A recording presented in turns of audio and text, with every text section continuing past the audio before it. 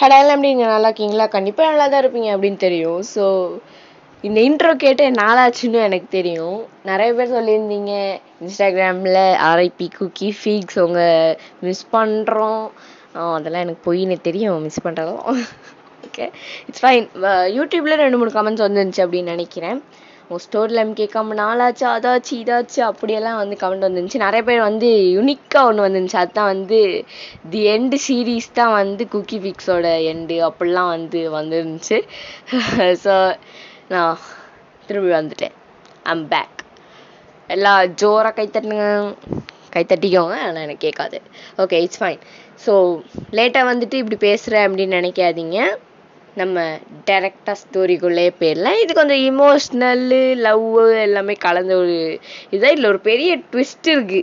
அந்த ட்விஸ்ட் வந்து உங்களால் தாங்கி கொள்ள முடியுமா அப்படின்னு என்னால் தெரியலை. ஆனால் வந்து இந்த ட்விஸ்ட் வந்து இருக்குது. ஸோ இந்த சீரீஸ் மினிமம் நான் நினைக்கிறேன் ஒரு 6-7 எபிசோட் கிட்ட போகும் அப்படின்னு தெரியலை. ஓகே, ஸோ வாங்க நம்ம கதைக்குள்ளே போகலாம். ஸோ கதையோட ஸ்டார்டிங்லேயே நம்ம கதாநாயகியான நீங்கள் என்ன செய்றீங்க அப்படின்னு பார்த்தீங்கன்னா, உங்கள் ஃப்ரெண்டு ஜியாவோட நடந்து போய்கிட்டுருக்கீங்க காலேஜுக்கு. அந்த டைமில் உங்கள் 2 பேருக்குள்ளே ஒரு கான்வர்சேஷன் போயிட்டுருக்கு. நீ நம்ம சீனியர் லவ் பண்ணுற தானே? இல்லையே. தெரியும்டி எனக்கு, நீ நம்ம சீனியர் லவ் பண்ணுற தானே? உண்மையை சொல்லு, நான் யார்கிட்டையும் சொல்ல மாட்டேன். சரி, ஓகே. ஆமாடி. எப்போதான் அவட்ட லவ் சொல்ல போகிற? நீயும் இந்த காலேஜ் வந்ததுலேருந்து பார்த்துட்டே இருக்க. உனக்கு இந்த காலேஜ் வந்ததுக்கப்புறம் தானே தெரியும். எனக்கு அவர் ஸ்கூல்லேருந்து தெரியும். அடி பாவி, ஸ்கூல்லேருந்து லவ் பண்ணுறியா? ஏன் இன்னும் சொல்லாமல் இருக்க? சொன்னால் அவர் என்ன உனக்கு அடித்து சாப்பிடி அடி போகிறாரு? இல்லை, ஒரு சின்ன பயமா உனக்கா? வேற யார்கிட்டயாவது போயிட்டு இந்த பொய் சொல்லு. இல்லைடி, உண்மையாலுமே ஒரு பயம்தான். அவர் ஃபைனல் இயரே வந்துட்டாருடி. நாளையோட அவர் இந்த காலேஜை விட்டே போயிடுவாருடி. தயவு செஞ்சு சொல்லித்தோலை. சரி, ஏதாவது ஐடியா சொல்லு. ஒன்றுமே தோணலையே. அப்போ இவ்வளோ நேரம் எதுக்கு பேசுனேன்? சரி விடு, பொக்கே வாங்கிட்டு போயிட்டு ப்ரப்போஸ் பண்ணிடு. பைத்தியம் மாடி உனக்கு. ஏண்டி? பொக்கே எல்லாம் பசங்க ஸ்டைல்டி. பொண்ணுங்க கொடுப்போண்டி. சரி விடு, வேறு ஐடியாவும் இல்லை. ஒரு லெட்டர் எழுதி கொடுத்துரு. ஏன்? உன்னோட லவ்வை வெளிப்படுத்துகிற மாதிரி ஒரு லெட்டர். ஓகே, அந்த லெட்டரை படித்த உடனே அவர் மயங்கி விழுந்துடணும். ஏண்டி? அந்த லவ் மயக்கோண்டி. ஐயோ, இவெல்லாம் லவ் பண்ணி என்ன செய்ய போகிறான்னு தெரிலையே. இரு, இவ்வளோ தூரம் என்னையே சொல்கிறியே? நீயே சிங்கிள் ஆச்சே, நீ எப்படி எனக்கு இதெல்லாம் சொல்லிக்கிட்டு இருக்க? ஹலோ, என்ன நீங்கள் கோச்செல்லாம் விளாட மாட்டாங்க, போத்திட்டு போடி. சரி, ஓகே, வா நம்ம எக்ஸிக்யூட் பண்ணலாம் அப்படின்னு சொல்லிட்டு நீங்களும் உங்கள் ஃப்ரெண்டும் பேசிட்டு போகிறீங்க. எஸ், உங்களுக்கு வந்து ஜங்குக் மேலே ஒரு பெரிய க்ரஷ் இருக்குது ஸ்கூல் டைம்லேருந்து. ஸோ இன்னைக்கு ஆக்சுவலி சொல்ல போனால் நாளைக்கு வந்து லாஸ்ட் டே ஜங்குக்கு. அவர் வந்து ஃபைனல் இயர் வந்து முடிக்க போகிறார். ஸோ அதனால இன்றைக்கே எழுந்து பிளானெல்லாம் பண்ணிவிட்டு போய்ட்டு ப்ரப்போஸ் பண்ணிடலாம் அப்படின்னு லெட்டர்லாம் எழுதி பொக்கேலாம் வாங்கிட்டு ரொம்ப ஜாலியாக வந்து காலேஜுக்கு போகிறீங்க. நீங்கள் வந்து பார்த்தீங்கன்னா செகண்ட் இயர்.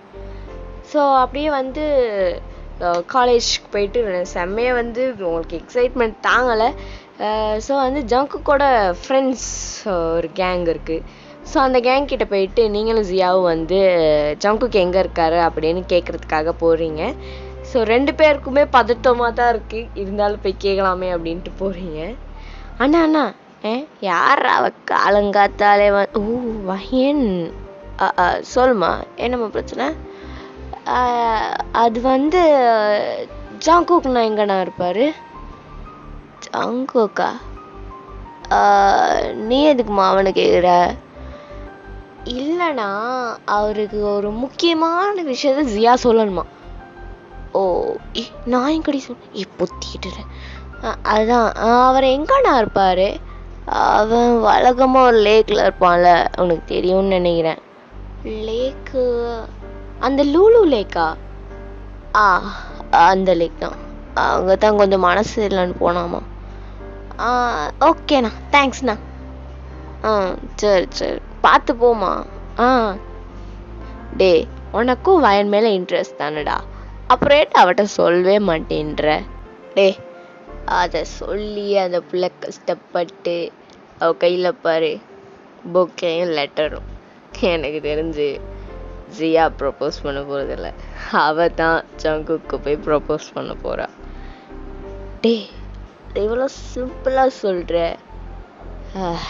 அவ்வளோதான்டா, அவளை நினச்சிட்டு இருக்க வேண்டியதுதான். வா போலாம் அப்படின்ட்டு ஜிமின் சொல்லிட்டு போயிடுறாரு. எஸ், ஜிமினுக்கு உங்க மேல ஒரு லவ், பட் வந்து அவர் இன்னும் சொல்லலை. நீங்க வந்து ஜங்குக்கு ப்ரப்போஸ் பண்ண போறது அவருக்கு தெரிஞ்சிருச்சு. ஸோ நீங்க அப்படியே எக்ஸைட்மெண்ட்டோன்னு ஓடுறீங்க. கங்க்ராச்சுலேஷன்ஸ் எல்லாம் ஜியா உங்களுக்கு சொல்லி அனுப்புறா. ஸோ அப்படியே நீங்க வந்து அந்த லேக் கிட்ட போறீங்க. எஸ், ஜங்குக்கு அங்கே உட்காந்துக்கிட்டு இருக்காரு, ரொம்பவே சோகமாக இருக்காரு, அழுதுட்டு இருக்காரு. ஸோ பட் உங்களுக்கு அது தெரியவே இல்லை. நீங்கள் ரொம்ப எக்ஸைட்மெண்ட்டோட போகலாம், அப்படி அவர்கிட்ட கொடுக்கலாம் அப்படின்ட்டு அவர் எக்ஸாக்டாக அவர் பின்னாடி தான் நிற்கிறீங்க. டக்குன்னு உங்களால் நம்பவே முடியாத ஒரு சம்பவம் நடக்குது.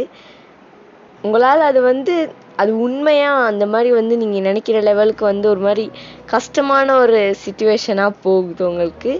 எஸ், ஜங்குக் அந்த லேக்கில் விழுந்து சூசைட் பண்ணிக்கிறாரு. அவ்வளோதான். ஷாக்கில் உங்களுக்கு என்ன செய்யறது ஏது செய்யறது ஒன்றுமே புரியலை. அந்த பொக்கி லெட்டர் எல்லாத்தையும் கீழே போடுறீங்க. லெட்டர் அப்படியே மேலே பறந்து போயிட்டு அந்த லேக்லேயே விழுது. ஸோ பொக்கையை கீழே போட்டு நீங்களும் முட்டி போட்டு பயங்கரமாக அழுறீங்க. உங்களுக்கு என்ன நடக்குது ஏது நடக்குது ஒன்றுமே புரியலை. இப்போ என்ன ஆச்சு எதுவுமே புரியல. அப்படியே பிளாங்க் ஆகி ஒன்றுமே உங்களுக்கு தெரியல. ஜஸ்ட் அந்த லேக்கை மட்டும் அப்படியே பார்த்துட்டு இருக்கீங்க. உங்களால் என்னன்னு ஃபீல் பண்ணவே முடியாது. ஸோ அப்படியே ஜங்குக்கோட கேங் எல்லாருமே வராங்க. ஜிமின் வந்து உங்களுக்கு கம்ஃபர்ட் பண்ணுறாரு. ஜியாவுமே அப்படியே வரா, ஜியாவுமே கம்ஃபர்ட் பண்ணுறா. ஆம்புலன்ஸ் சவுண்ட் கேட்குது. ஸோ ஆம்புலன்ஸில் வந்து ஜங்குக்கை லேக்லேருந்து எடுத்து கூட்டிகிட்டு போகிறாங்க. ஸோ கொஞ்சம் கூட அவங்களால அதை நம்பவே முடியல. அப்படியே அந்த சீனை கட் பண்ணால் 3 வருஷம் கழிச்சு நீங்களும் ஜிமின் வந்து மேரேஜ் பண்ணிட்டீங்க. ஸோ இப்போ உங்களுக்கு வந்து ஒரு குழந்தை இருக்கா. அவளுக்கு 2 years ஆகுது. அவளோட பேர் சேஷன். ஸோ சேஷன், நீங்கள், ஜிமின் 3 பேரோட லைஃப்பும் சூப்பராக போய்கிட்டு இருக்கு. நீங்கள் வந்து ஒரு போலீஸ் ஆஃபீஸராக ஒர்க் பண்ணிக்கிட்டு இருக்கீங்க. சேஷன் அதான் உன்ட்ட சாரி சொல்கிறேன்ல, அப்புறமா ஏன் கோவப்படுற? ஓ, நீ எல்லாம் ஒரு அம்மா. சாக்லேட் தானே கேட்டேன், அதுக்கு எதுக்கு இவ்வளோ கோவப்படுற? ஏதோ சொத்தே கேட்ட மாதிரி. அடி என்னடி பேசுற? ஆமா, சாக்லேட் தானே கேட்டேன், தந்துட்டு போலாம்ல. உனக்கு என்ன? நீயுமாச்சு உங்க அப்பனுமாச்சு, உங்க 2 பேரையும் திருத்தவே முடியாது. இவளும் இவ அப்பனும் ஒரே மாதிரி தான் இருக்கானுங்க. என்னடி இங்க பிரச்சனை? அம்மாவும் மகனும் காலையிலே வந்து என் காதுல கத்துறீங்க. இன்னைக்கு தாண்டி எனக்கு லீவு, கொஞ்ச நேரம் நிம்மதியா தூங்க விடுங்கடி. உங்க பொண்ணுகிட்ட கேளுங்க என்ன பிரச்சனைன்ட்டு. ஐயோ, என்ன சேஷன் ப்ராப்ளம்? உங்க பொண்டாட்டிட்டு கேளுங்க. ஐயோ, இந்த 2 பொம்பளைங்களை வீட்டில் வச்சுக்கிட்டு நான் படுற பாடு இருக்கு. சேஷன்மா, இன்னமா பிரச்சனை? ஏம்மா அம்மா கோவமா இருக்காங்க, நீ ஏம்மா கோவமா இருக்க? டாடா இங்க கேள் டாடா, வெறும் சாக்லேட் தான் டாடா கேட்டேன், அதுக்கு அம்மா எவ்வளோ பேசுறாங்க தெரியுமா டாடா? சாக்லேட் தான் டாடா கேட்டேன், ஒரு நாள் தானே தரவே மாட்டுறாங்க டாடா. அப்படியாம்மா? இப்போ உனக்கு என்ன வயன் பிரச்சனை? அவ சும்மா என் மேல கோவப்படுறா. அவளுக்கு சாக்லேட் தானே தரல, அதெல்லாம் ஒரு பெரிய விஷயமாங்க.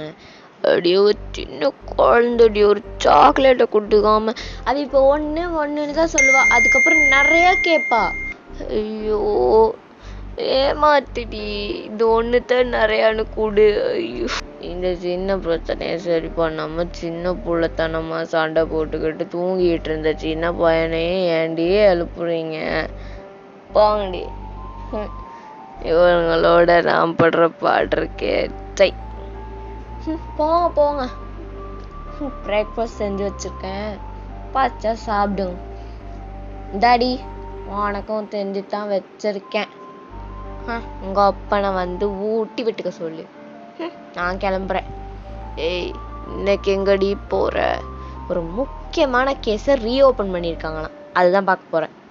ஓய் தொலை, தயவு செஞ்சு திரும்பி வந்துடாத. அப்பா, இந்த 2 பொம்பளைங்களையும் என் கடவுளே எனக்கு கொடுத்த. ஐயோ ஐயோ. என்னப்பா? ஐயோ ஒன்றும் இல்லைம்மா அப்படின்ட்டு இங்கே உங்கள் கான்வர்சேஷன் வீட்டில் அப்படியே முடியுது. அப்படியே போக நீங்கள் உங்கள் ஆஃபீஸ்க்கு, ஐ மீன் போலீஸ் ஸ்டேஷனுக்கு போகிறீங்க. நீங்கள் உண்மையாலுமே ஒரு பயங்கரமான ஒரு போலீஸ் சொல்ல போனால். ஸோ ஒரு பெஸ்ட்டு போலீஸ் அப்படின்னே சொல்லலாம். நிறைய கேஸ் இது வரைக்கும் நீங்கள் சால்வ் பண்ணியிருக்கீங்க. ஸோ இந்த வாட்டி ஒரு கேஸை வந்து ரீஓப்பன் பண்ணியிருக்காங்கலாம். அதாவது அது தற்கொலை அப்படின்னு சொல்லிட்டு மூடப்பட்டது. நிறைய பேர் பேசப்பட்டது வந்து அது கொலை, அதனால அந்த அது வந்து கேஸாக எடுப்பட்டுச்சு. பட் அது வந்து தற்கொலை அப்படின்னு சொல்லிட்டு அந்த கேஸ் அப்படியே மூடிட்டாங்க. ஸோ திருப்பி அந்த கேஸை ரீஓப்பன் பண்ணுறாங்க. ஏன்னா அது ஒரு வேளை கொலையாக இருக்குமோ அப்படிங்கிற ஒரு இதில் வந்து ரீஓப்பன் பண்ணுறாங்க. ஸோ அப்படியே வந்து நீங்கள்லாம் அந்த கேஸோட ஃபைலை தாங்க அப்படின்னு சொல்லிட்டு போய் கேட்குறீங்க. எல்லாருமே உங்களுக்கு வந்து குட் மார்னிங் சொல்கிறாங்க. ஸோ நீங்கள் அந்த கேஸை அப்படியே வந்து அந்த ஃபைலை ஓப்பன் பண்ணுறீங்க. ஓப்பன் பண்ண உடனே உங்களுக்கு செம்ம ஷாக்கு. Case number 197